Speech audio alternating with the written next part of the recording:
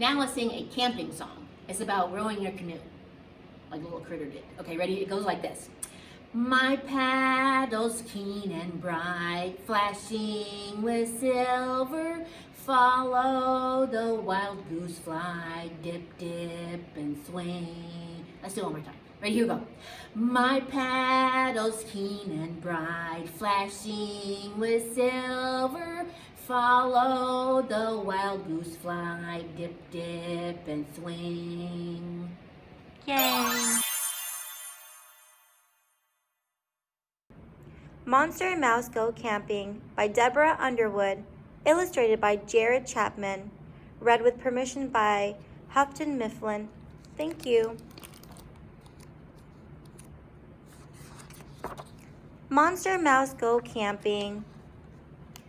Monster was having a snack when Mouse burst in the front door. "Let's go camping," she said. "What's camping?" Monster asked. "Camping is great," Mouse said.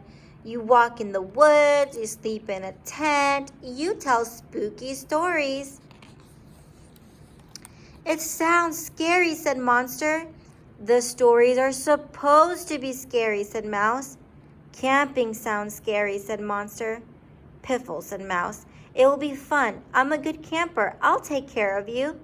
"Maybe next year," said Monster. "Or the year after that?" "There will be food," promised Mouse. "Lots of yummy food." Grumble. Monster decided he might like camping after all.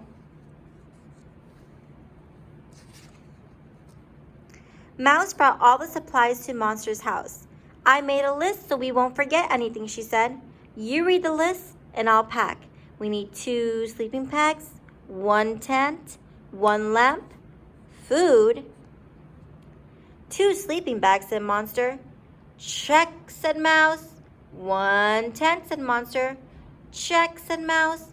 1 lamp, said Monster. "Check," said Mouse. "We have everything we need. Let's go." Soon they were in the woods. "I hear a stream," said Mouse. She went ahead to find it. While she was gone, Monster had a snack.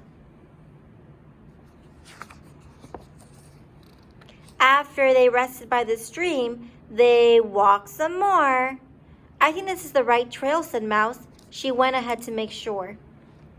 While she was gone, Monster had another snack. After Mouse came back, they walked some more. "Let's camp on that hill," Mouse said. She went ahead to find a spot.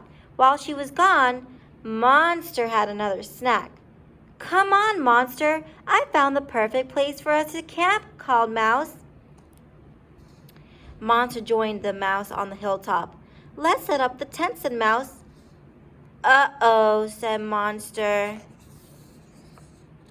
"What's wrong?" asked Mouse. "I'm sorry, Mouse. I think I ate the tent," said Monster. "Oh, well, don't worry," said Mouse.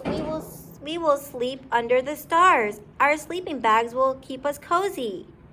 "Mouse," said Monster. "I ate the sleeping bags too." "All right," said Mouse. "We can sleep on the grass. Hand me the lamp so I can find our food." Mouse?" "You ate the lamp," guessed Mouse. "I am very sorry." Mouse was quiet. Finally, she said, "Well, at least we can have dinner. You didn't eat the food, did you?"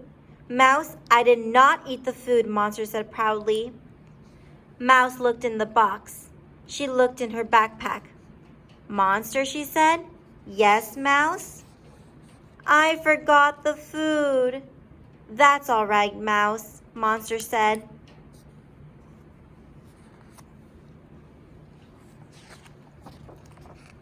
They sat on the ground. It was dark. It was cold. They were hungry. Mouse was especially hungry because she had not eaten any tents or sleeping bags or lamps. "Shall we tell spooky stories?" asked Monster. "I don't think so," said Mouse. Then they saw a glow in the distance. "Look," said Mouse. "Maybe we can go get warm." Maybe they have extra food, Monster said.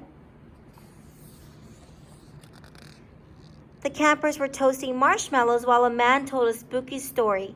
But then, said the man, a terrifying beast knocked on the door. Excuse me, said Monster, politely.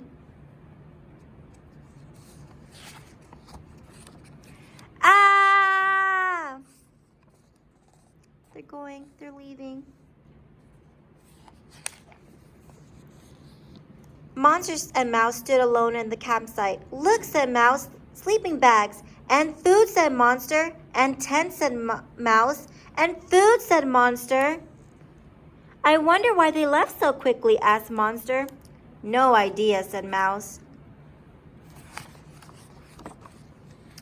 Mouse, said Monster, as he made his fifth s'more. Yes, Monster, Mouse said. I like camping very much. I'm glad, Monster, said Mouse. I hoped you would. The end.